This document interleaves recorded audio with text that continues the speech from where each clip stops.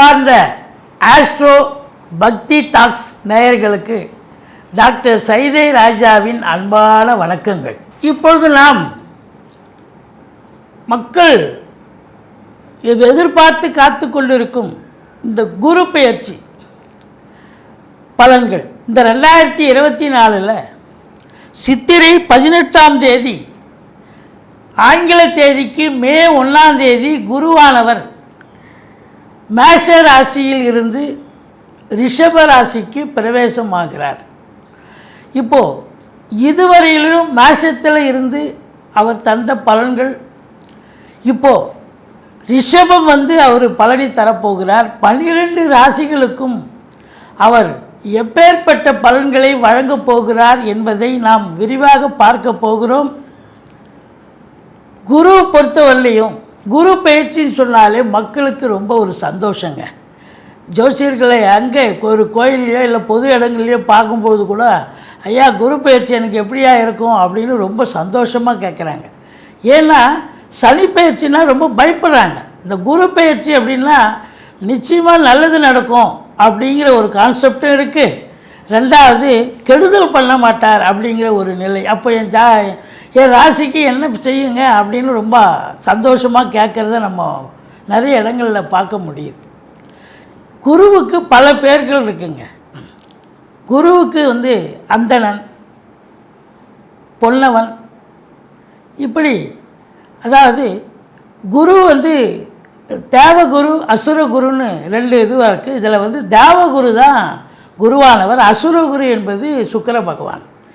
இதில் ஏன் நம்ம அசுரகுருவை நம்ம சொல்கிறோம் அப்படின்னா, இப்போது இந்த அசுரகுருனுடைய வீட்டில் தான் சஞ்சாரம் செய்ய போகிறார். இந்த ஓராண்டு பலனை தரப்போகிறார் தேவகுருவானவர்.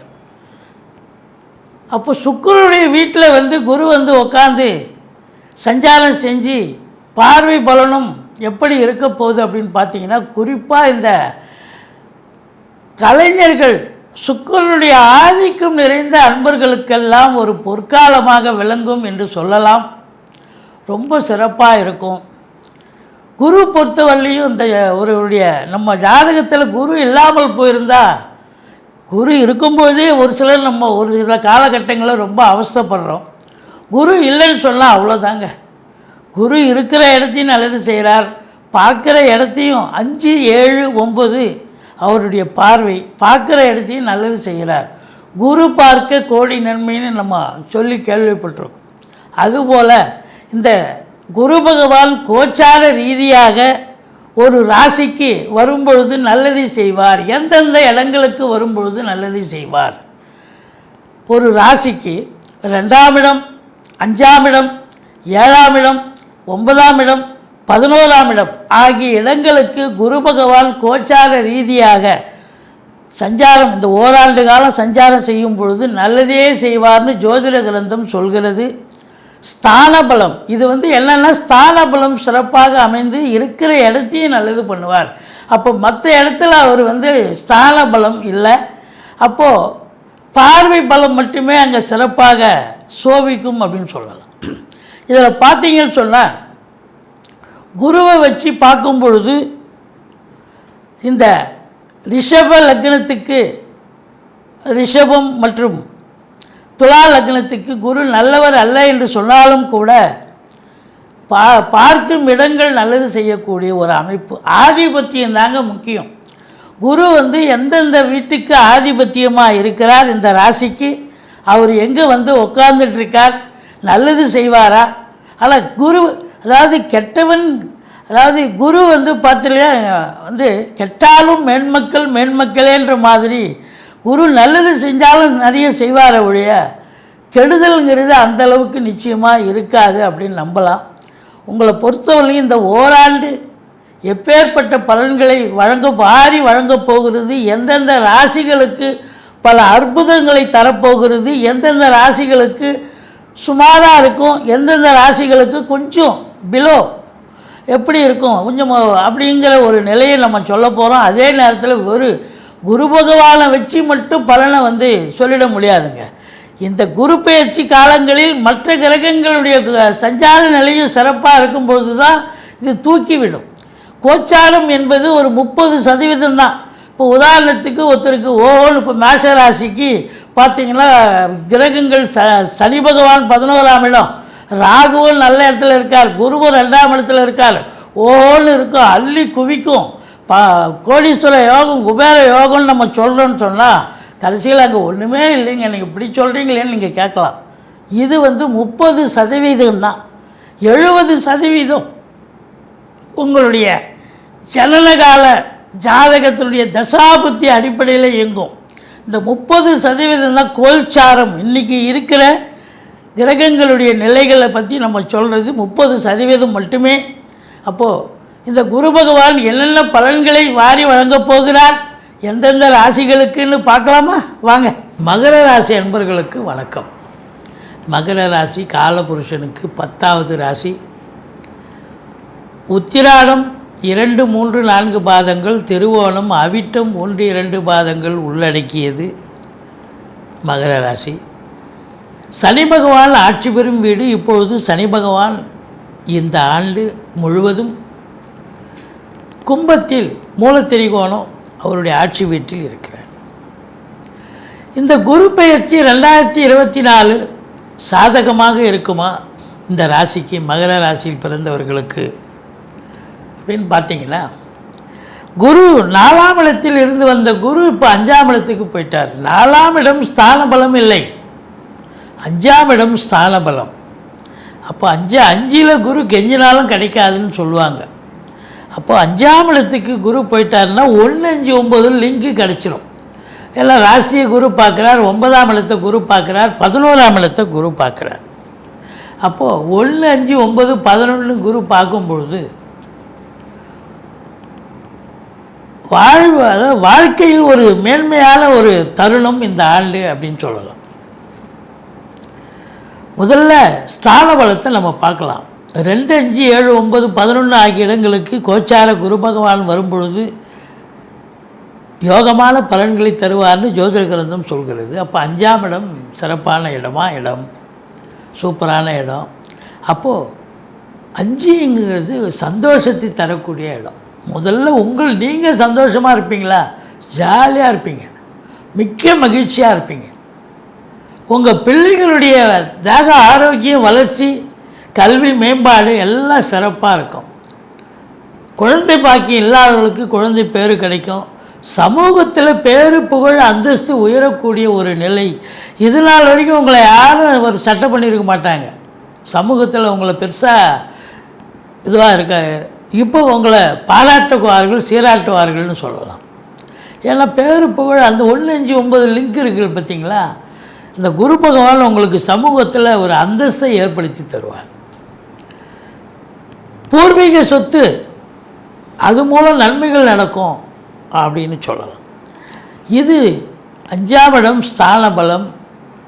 இது மட்டும் இல்லை, இந்த ரேஸு, லாட்ரி, சீட்டாட்டம், அந்த ஷேர் மார்க்கெட்டு, இது போன்ற ஈடுபாடு இன்ட்ரெஸ்ட் உள்ளவங்களுக்கு சம்பாத்தியத்தை பெற்றுத்தருமா அப்படின்னா கண்டிப்பாக பெற்றுத்தரும். சந்தோஷமாக இருக்க போகிறீங்க. இப்போது கன்னி ஸ்தானத்தை ராசியை பார்க்குறார் குரு பகவான். இது உங்களுக்கு 9ஆம் இடம். 9ஆம் இடம் குரு இருக்கிறார் அப்படின்னு சொன்னால், குரு பார்க்குறாருன்னு சொன்னால் பாக்கியஸ்தானம். அப்போது பாக்கியம் என்பது ஈஸியாக உங்களுக்கு கிடைக்கக்கூடிய ஆண்டு. Easily to get. எதையும் போராடி ஜெயிக்க தேவையில்லை, ஈஸியாக உங்களுக்கு கிடைச்சிரும். 9ஆம் இடம் பாக்கியஸ்தானம். தந்தை வழி சொந்தங்களால் அனுகூலம். தந்தை உங்களுக்கு நல்லது செய்ய போகிறார். இந்த உயர்கல்வி படிக்கிறாங்க பார்த்தீங்களா, ஆராய்ச்சி கல்வி, வெளிநாட்டில் போன வருஷம் டிஸ்கண்டினியூ பண்ணியிருக்கலாம், ஃபெயில் ஆகிருக்கலாம். இப்போ இந்த ஆண்டு முயற்சி பண்ணிங்கன்னா சாதிப்பீங்க. ஓகே, கண்டிப்பாக உயர்கல்வி பட்டம் பெறக்கூடிய ஆண்டு. வெளிநாடு போகணும்னு நினைக்கிறவங்க தாராளமாக போகலாம். அது உயர்கல்விக்காக இருந்தாலும் சரி, உத்தியோகத்துக்காக இருந்தாலும் சரி, சொந்த தொழிலுக்காக இருந்தாலும் சரி, சாதிக்கக்கூடிய ஒரு ஆண்டு, அனுகூலமான ஒரு ஆண்டு. ஆன்மீகத்தில் அதிக நாட்டம் இருக்கும். ஸ்பிரிச்சுவல் இதில் ரொம்ப ஈடுபாடு இருக்கும். வழிபாடு, ஆலய வழிபாடு, நன்கொடைகள் வழங்குவீர்கள், தான தர்மங்கள் செய்வீர்கள் அப்படின்னு சொல்லலாம். இது 9ஆம் இடம் சிறப்பாக இருக்குன்னு சொன்னால் சொந்த தொழில் பண்ணுறவங்க நம்பி கடன் வாங்கி தொழிலில் போடலாம், தொழில் நல்லா அபிவிருத்தி ஆகும் அப்படின்னு சொல்லக்கூடிய ஒரு ஆண்டு. அடுத்தது பார்த்திங்கன்னு சொன்னால், இப்போ பாக்கியஸ்தானம் நல்லா இருக்குதுன்னு சொன்னால், அப்போ 11ஆம் இடம் குரு பார்வையில் இருக்குது. 11ஆம் இடம் என்பது எண்ணிய செயல் ஈடேறுதல், தொட்டதெல்லாம் தொடங்குதல், எல்லாம் லாபமயம், கோடீஸ்வர யோகம், குபேர அந்தஸ்து 11ஆம் இடம் அப்படின்னு சொல்லலாம். மகிழ்ச்சி ஸ்தானம், சந்தோஷமாக இருக்கக்கூடிய இடமும் 11 தான், அதாவது லாபஸ்தானம். இப்போ 11ஆம் இடத்தை குரு பார்க்குறாருன்னா உங்களுக்கு ரெட்டிப்பு வருமானம் வரும். இப்போது 7.5 சனி போயிட்டுருக்கு. இதில் 7.5 சனியில் சில பிரச்சனைகள் பிரிவினைகள் வந்திருக்கலாம்.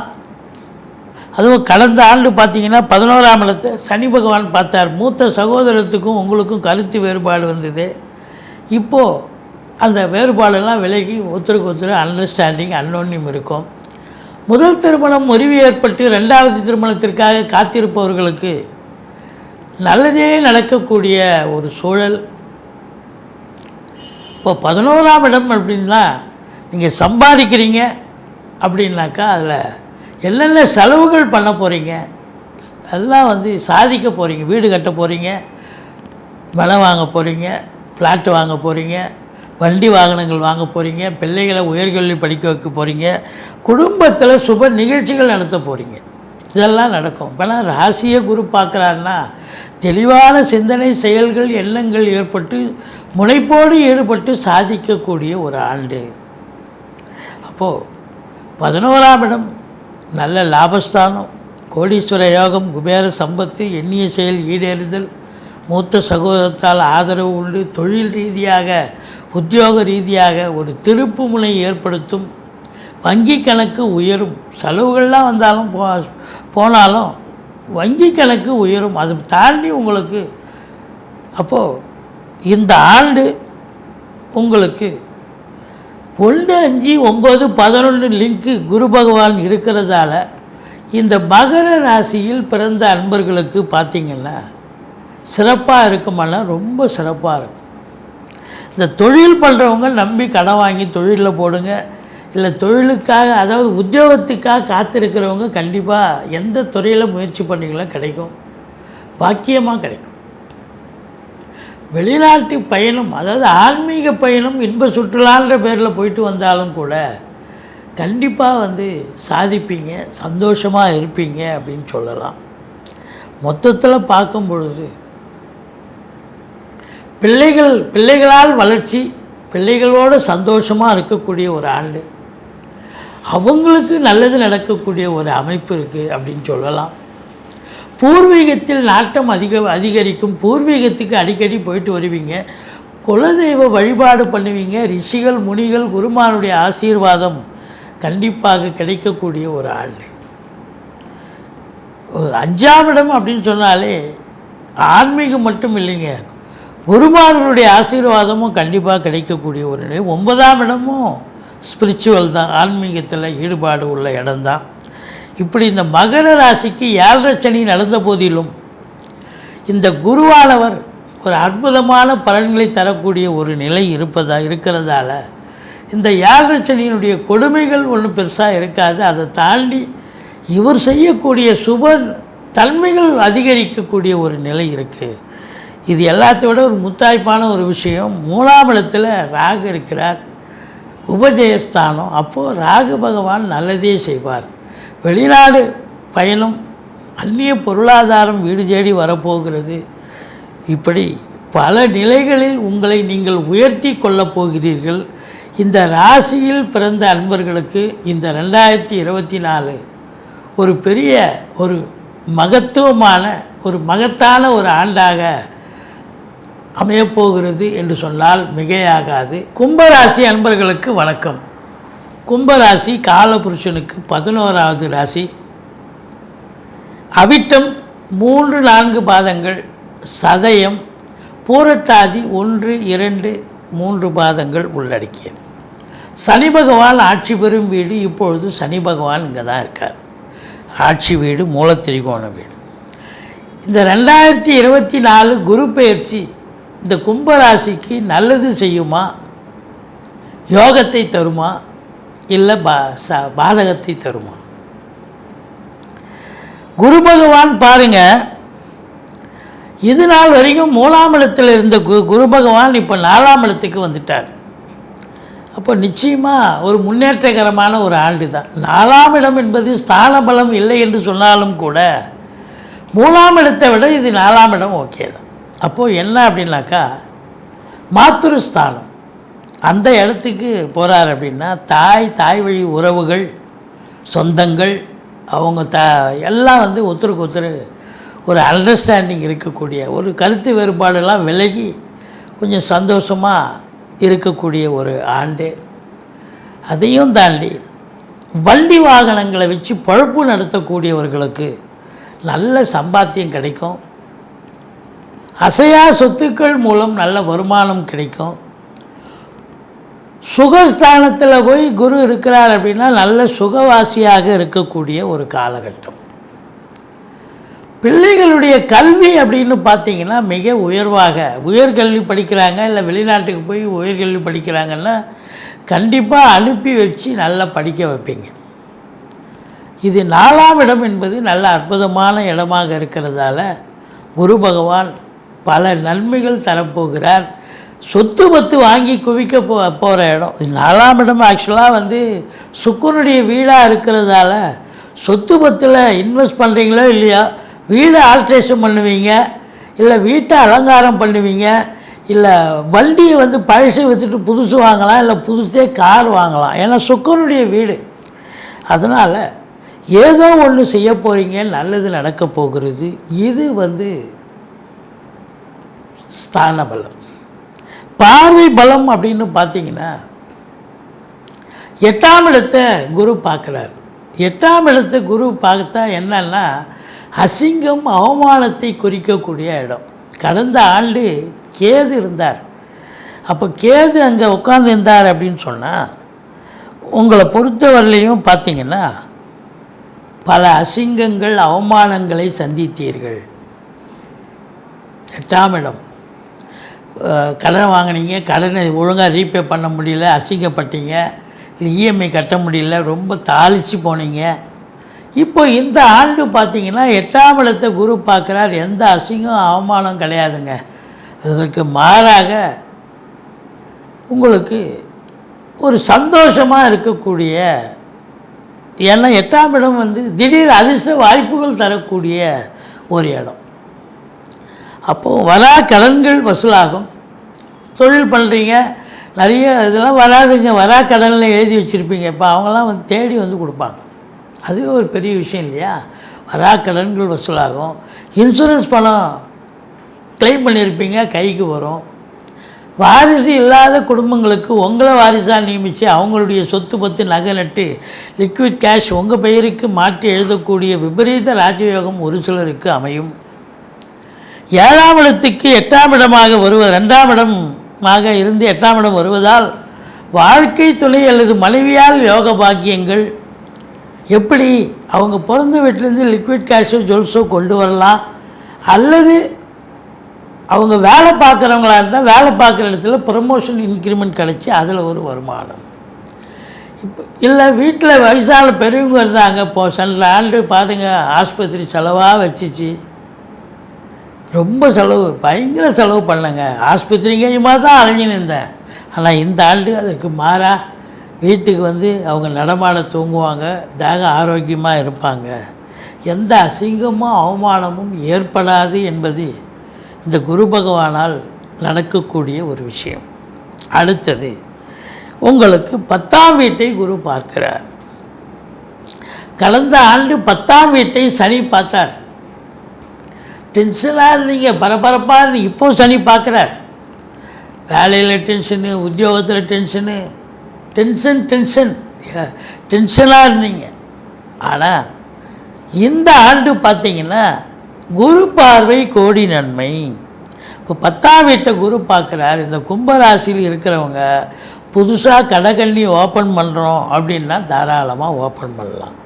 இல்லை நான் வேலைக்கு தான் போக போகிறேன்னா வேலைக்கு போகலாம். உங்கள் ஜனனகால ஜாதகம் என்ன சொல்லுதோ வேலைக்கு போகணுன்னா வேலைக்கு போவீங்க, இல்லை தொழில் பண்ணணுன்னா தொழில் பண்ணலாம்.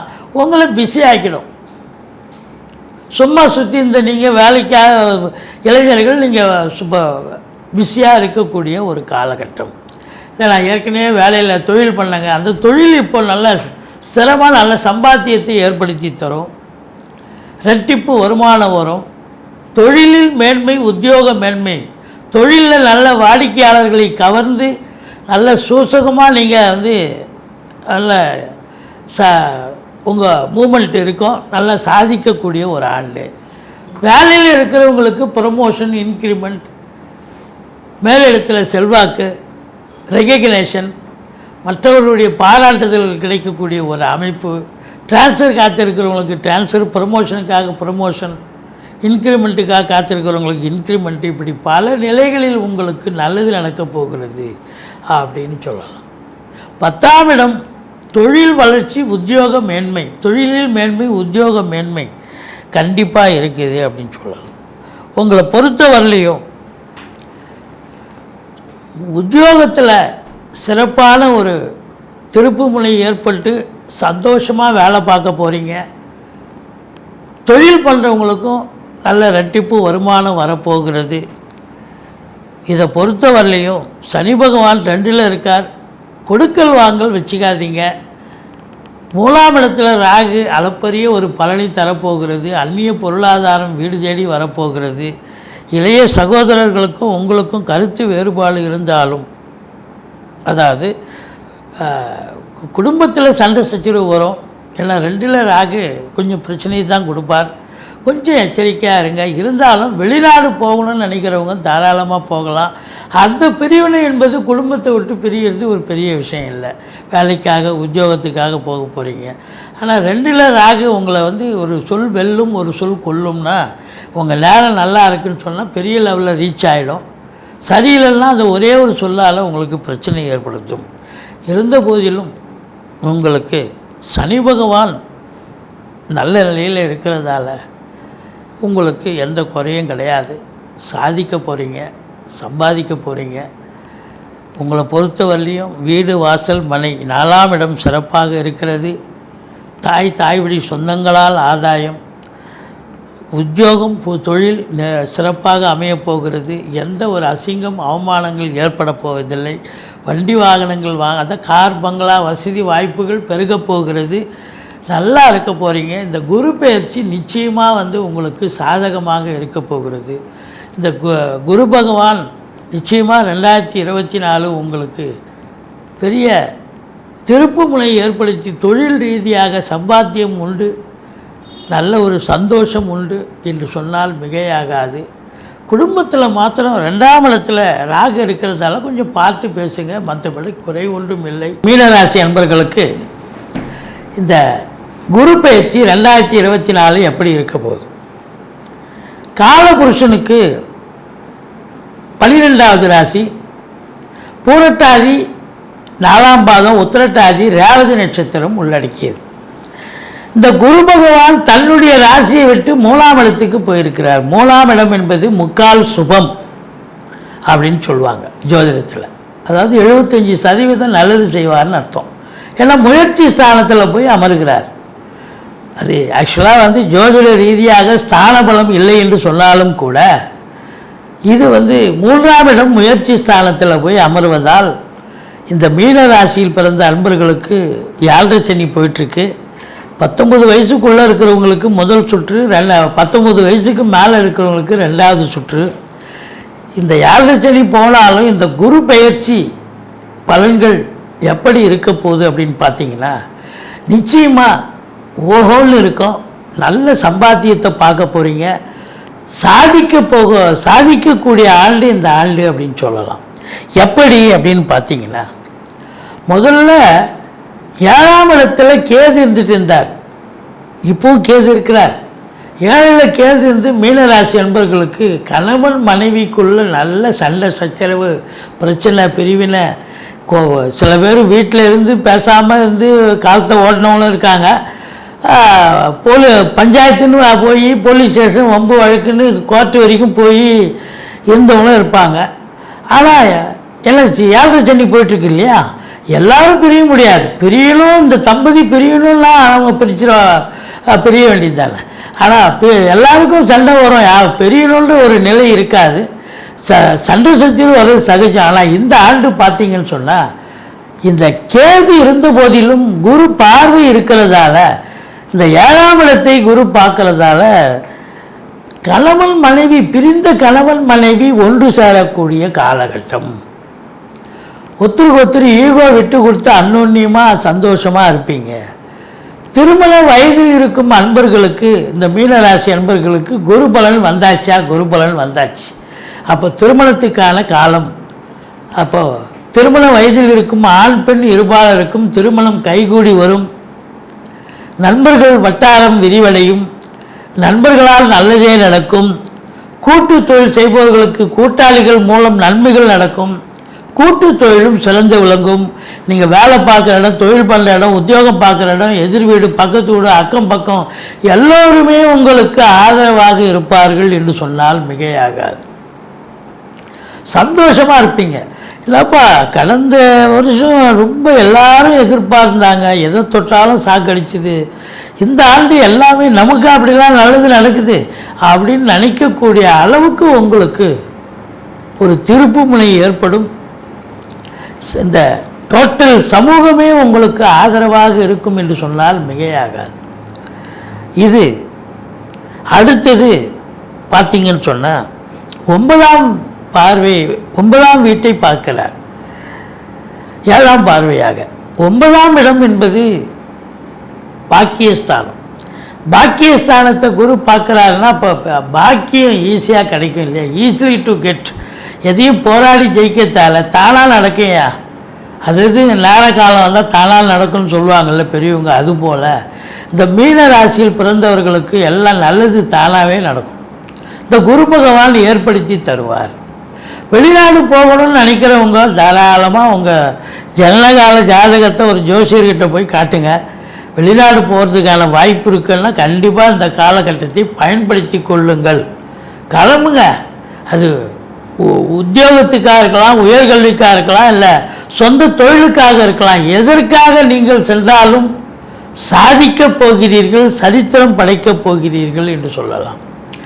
இல்லை நான் வெறுமனே ஒரு ஆன்மீக பயணம், இன்ப சுற்றுலான்ற பேரில் தான் போகிறேன், அதுக்கும் போயிட்டு வாங்க, நல்லது நடக்கும், ஆத்ம திருப்தி, சந்தோஷம் இருக்கும். 9ஆம் இடம் அப்படின்னாலே உயர்கல்வி. பெரிய இது வரைக்கும் படித்து சரியாக படிக்காமல், அதாவது இன்கம்ப்ளீட்டாக கூட இருந்திருக்கலாம். இப்போ இந்த காலகட்டம் உயர்கல்வி, அது வெளிநாட்டு கல்வி கண்டிப்பாக நல்லாயிருக்கும். சிறப்பாக படித்து சக்ஸஸ் ஆகி வருவீங்க. பாக்கிய நிறைவை பெறப்போகிறீர்கள். தந்தையால் யோக பாக்கியங்கள் கிடைக்கக்கூடிய ஒரு வருடம். இந்த குரு பகவான் தந்தையால் நல்லது நடக்கும். ஏன்னா 9ஆம் இடத்தை குரு பார்க்கிறார் அப்படின்னா அது 9ஆம் இடம் செவ்வாயினுடைய வீடு. அப்போ 9ஆம் இடம் என்பது அசையா சொத்துக்கள் மூலம் நல்ல வருமானம் கிடைக்கும், யோக பாக்கியங்கள் கிடைக்கும். சொத்து வாங்கணும், மனம் வாங்கணும், வீடு வாங்கணும், எல்லாம் பாக்கியமாக அமையும். இவ்வளோ நாளாக தேடுன்னு தேடினீங்க, மடியில் பணம் வச்சுருந்து கிடைக்கல, நல்ல இடம் கிடைக்கல. இன்றைக்கி பார்த்தா ஈஸியாக கிடைக்கிது, அருமையான இடம் கிடைக்கிது அப்படின்னு சொல்லக்கூடிய ஒரு நிலை. ஏன்னா 9ஆம் இடம் செவ்வாயினுடைய வீடு. சொந்த தொழில் பண்ணுறவங்க நம்பி கடன் வாங்கி தொழிலில் போடலாம். அது அரசின் மூலமாகவோ, வங்கிகளின் மூலமாகவோ, தனியார் துறை மூலமாகவோ கடன் உதவி பெற்று தொழிலை விரிவாக்கம் செய்யலாம். தொழில் அபிவிருத்தி ஆகும். தந்தையால் யோக பாக்கியங்கள் கிடைக்கப் போகிறது. அடுத்தது 11ஆம் இடம். அப்போது தொழிலில் ஆர்வம் காட்டுறீங்க, இன்வால்மெண்ட்டாக போட போகிறீங்க அப்படின்னா காசு பணம் போட்டு வங்கியில் கடன் வாங்கி தொழிலை விரிவாக்கம் பண்ணுறீங்கன்னு சொன்னால் தொழில் வளர்ச்சி அடையத்தானே வரும். இன்புட் இருந்தால் அவுட்புட் கிடைக்கத்தானே போகுது. அப்போ 11ஆம் இடம் குரு பார்வையில் இருக்கிறதால உங்களை பொறுத்தவரையிலையும் தொட்டதெல்லாம் தொடங்க போகிறது, தொடாததெல்லாம் கூட தொடங்க போகிறது. எண்ணிய செயல் ஈடேறப் போகிறது. லாபம் இரட்டிப்பாக வரப்போகிறது. கோடீஸ்வர யோகம், குபேர சம்பத்து என்று சொல்லக்கூடிய ஒரு அமைப்பு இருக்கும். முதல் திருமணம் முறிவு ஏற்பட்டு 2வது திருமணத்திற்காக காத்திருப்பவர்களுக்கு நல்லதே நடக்குமா? கண்டிப்பாக நல்லது நடக்கும். ஏன்னா 11ஆம் இடம் குரு பார்வையில் இருக்குது. அப்போது உங்களை பொறுத்தவரையிலையும் முயற்சி ஸ்தானத்தில் இருக்கிற குரு பகவான் நல்ல முயற்சி, உங்கள் ஸ்திரமான ஒரு திடமான முயற்சியில் ஈடுபட்டு சாதிக்கக்கூடிய ஒரு நிலை இருக்குமா அப்படின்னா கண்டிப்பாக சாதிப்பீங்க. நண்பர்கள் இப்போ தனியாக தொழில் பண்ண முடியலன்னா கூட்டாளிகளை சேர்த்து கூட்டு தொழில் கூட செய்யலாம். செஞ்சீங்கன்னு சொன்னால் சிறப்பாக அமையும். மற்றபடி பாக்கியமான ஒரு காலகட்டம். அந்நிய பொருளாதாரம் வீடு தேடி வரப்போகிறது. கூட்டு தொழில் சிறந்து விளங்கப் போகிறது. உள்நாட்டு வாணிபம், வெளிநாட்டு வாணிபம், ஏற்றுமதி இறக்குமதியாளர்கள், ஷேர் மார்க்கெட்டில் இன்வெஸ்ட் பண்ணுறவங்க, ஸ்பெக்குலேஷன் பண்ணுறவங்க, ஆன்லைன் பிஸ்னஸ் பண்ணுறவங்க, ஹோட்டல் பிஸ்னஸ் பண்ணுறவங்க, இவங்களுக்கெல்லாம் சிறப்பான காலகட்டம். 12இல் சனி பகவான் இருக்கிறார். செலவினங்கள் சுப செலவும் அசுப செலவும் சேர்ந்தே வரும். 7.5 சனியாக இருந்தாலும் 19 வயசுக்குள்ளே இருக்கிறவங்க தான் 7.5 சனி முதல் ரவுண்டு. 19 வயசுக்கு மேலே இருக்கிறவங்களுக்கு செகண்ட் ரவுண்டாக இருக்கும். இதுதான் வாழ்க்கை, இதுதான் பயணம், இதுதான் குடும்பம், இதுதான் வேலை, இதுதான் தொழில் அப்படின்னு ஒரு ஸ்திரத்தன்மையை இந்த சனி பகவானும் இந்த 2024 குரு பகவானும், குரு பயிற்சி ஆகி குரு பகவானும் உங்களுக்கு நல்லதை நடத்தப் போகிறார்கள். நல்லது செய்ய போகிறது. நிச்சயமாக இந்த மீன ராசியில் பிறந்த அன்பர்களுக்கு பார்த்திங்கன்னா திருமணம் ஆகாதவர்களுக்கு திருமணம் கைகூடி வரும். நண்பர்களால் ஆதாயம், யோக பாக்கியங்கள் கிடைக்கக்கூடிய ஒரு மாதம், ஒரு வருடம். வெளிநாடு போகணும்னு நினைக்கிறவங்க தாராளமாக போகலாம். நல்ல லாபத்தை ஈட்டக்கூடிய ஒரு காலகட்டம். அதாவது அந்நிய பொருளாதாரமும் வரும். தொழில் இன்னொரு பிரான்ச்சு கூட ஓப்பன் பண்ணி கடகண்ணி விரிவாக்கம் பண்ணி நல்ல சம்பாத்தியம், நல்ல ரெட்டிப்பு வருமானம் கண்டிப்பாக பார்க்க போகிறீங்க. கோடீஸ்வர யோகம், குபேர சம்பத்து கண்டிப்பாக கிடைக்கும்.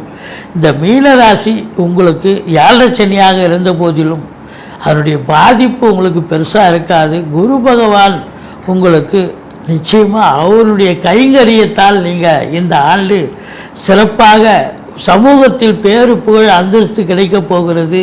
நல்ல சம்பாத்தியம் சந்தோஷம் கிடைக்கப் போகிறது என்று சொன்னால் மிகையாகாது. நன்றி. வாழ்க வளமுடன்.